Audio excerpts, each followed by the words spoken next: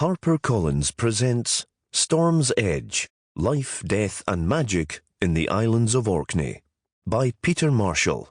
Read by Kenny Blyth. Preface. I decided to write this book after I discovered one of my ancestors was murdered by a witch.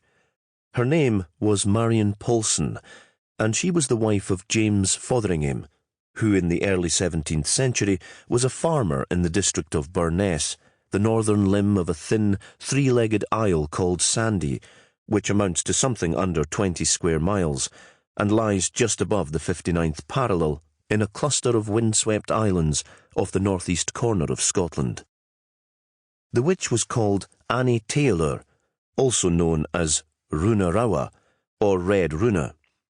She was, in fairness, provoked. The indictment at her 1624 trial tells us Marion had ta'en in look meal firth of your pock. That is, she had pilfered a handful of ground oats or barley from Annie's bag. In her anger, Annie pronounced a curse on anyone daring to eat her meal, whereupon the said Marion swelled and now is dead by your witchcraft and devilry. This was just one of many accusations against Annie Taylor, some going back years.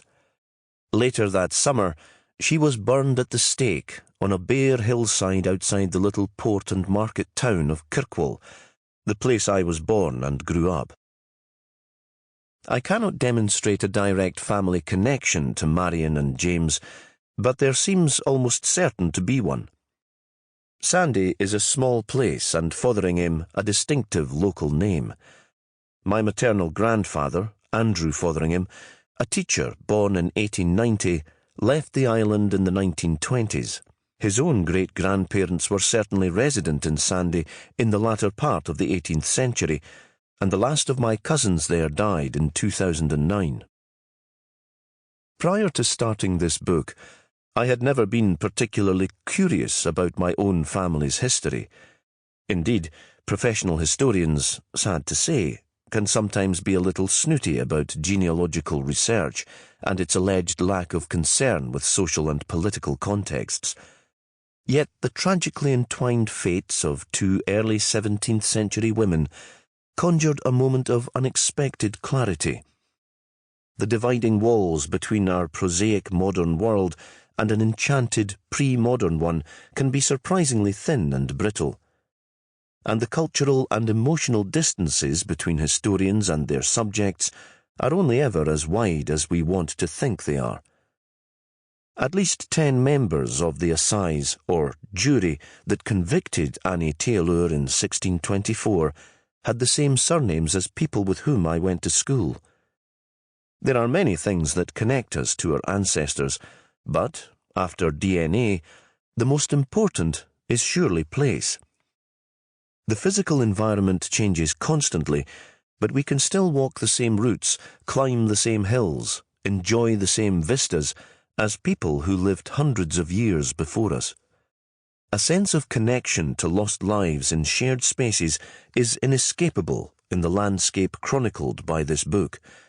A compact archipelago of around 70 variously sized islands, its limits and possibilities defined by the imminence of the sea and refined by the whims of the weather. A word about naming. People will often talk and write about the Orkneys, but Orcadians, even long exiled ones like myself, have a vigorous prejudice against this usage, despite some historical precedent for it. I suspect the reason is the splintered, scattering impression created by Orkneys.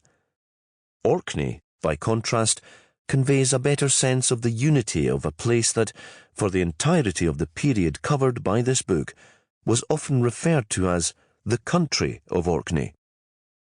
For similar reasons, I follow the Orcadian habit of locating people, places, and events in a particular island rather than on it. A rooted rather than precarious presence. Orkney folk will sometimes speak about matters on the mainland, though by this they invariably mean the main island of Orkney, not the northern Scottish half of the next door Sample complete. Ready to continue?